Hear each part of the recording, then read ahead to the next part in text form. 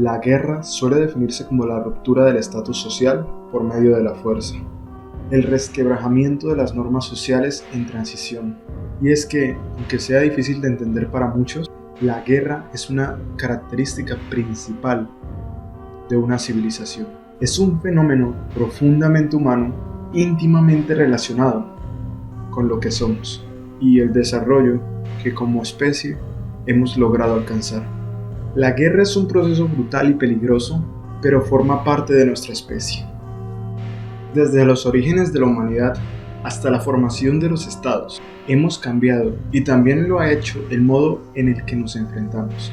Conforme han pasado los años, se han añadido nuevas armas, nuevas estrategias y hemos alcanzado con ellas nuevos niveles de destrucción y lamentablemente barbarie.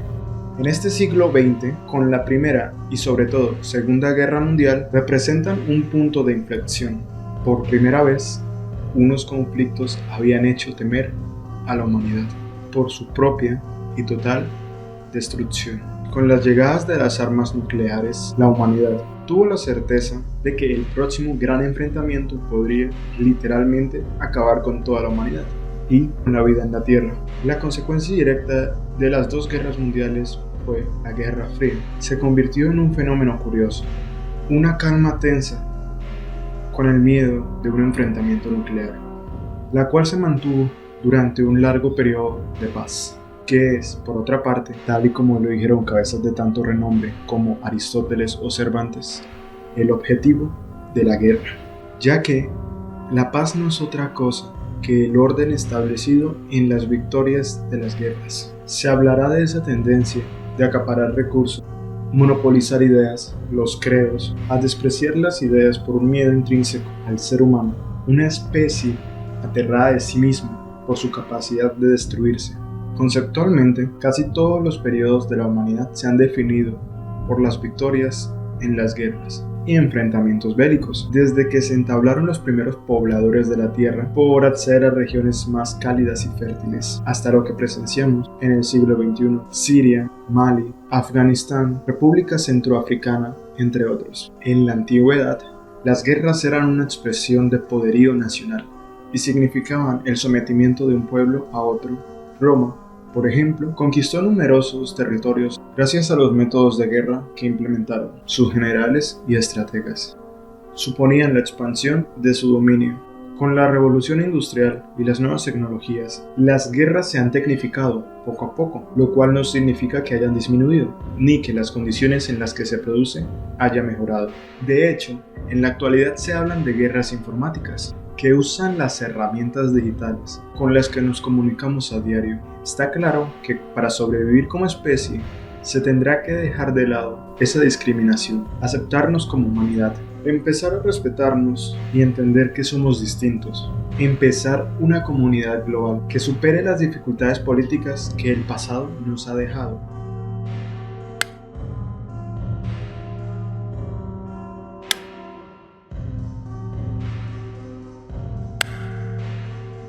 Para entender cualquier guerra, como por ejemplo las causas de la guerra en Siria, independientemente del lugar y de los actores, es preciso distinguir entre dos tipos de causas de la guerra. Son las que se producen en los momentos previos al inicio de las confrontaciones. Casi siempre son detonantes concretos a través de los cuales se materializan las diferencias de los bandos en disputa. Se trata de las condiciones estructurales que avivan las confrontaciones. Suelen ser más difíciles de identificar y pueden estar presentes durante años hasta que se convierten en detonantes. Por lo mismo, definir sus soluciones es mucho más complejo y requieren de un tratamiento estructural.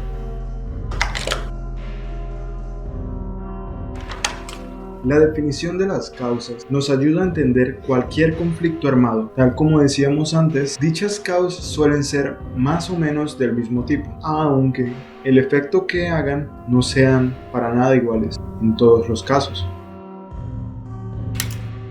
Estas causas se han presentado en casi todas las guerras. El elemento económico es uno de los que más peso tienen a la hora de iniciar un conflicto y es un detonante para la conquista de los bienes, territorios, legados, infraestructuras y entre otros. En muchas ocasiones, la guerra económica está relacionada con el poder político.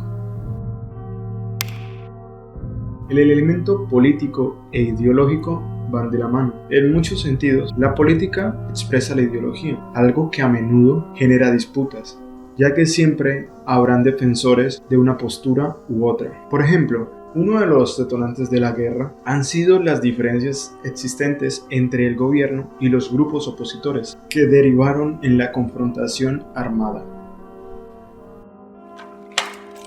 La defensa de los credos o el predominio de la religión sobre otras son también con frecuencia causas de la guerra. La Edad Media es el mejor ejemplo de ello. También lo son las luchas que algunos grupos religiosos extremistas libran actualmente en países como Mali, Siria, Libia, Boko Haram o República Centroafricana, entre otros.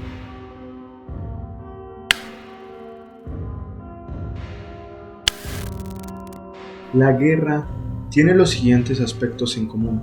Causa grande sufrimiento, afectando la salud mental de la población. Sobrepasan la capacidad de respuesta local para atender desplazados y heridos. Contaminan o directamente destruyen el medio ambiente. Afectan o destruyen servicios básicos. Afectan o destruyen la infraestructura productiva, las viviendas o edificios públicos. En más de 100 conflictos bélicos que se han producido en los últimos 10 años, más del 80% de las víctimas son civiles. Se ha producido un desarrollo acelerado en las investigaciones concernientes a las consecuencias psicosociales de la guerra en la población civil, la cual es el blanco principal en la guerra contemporánea.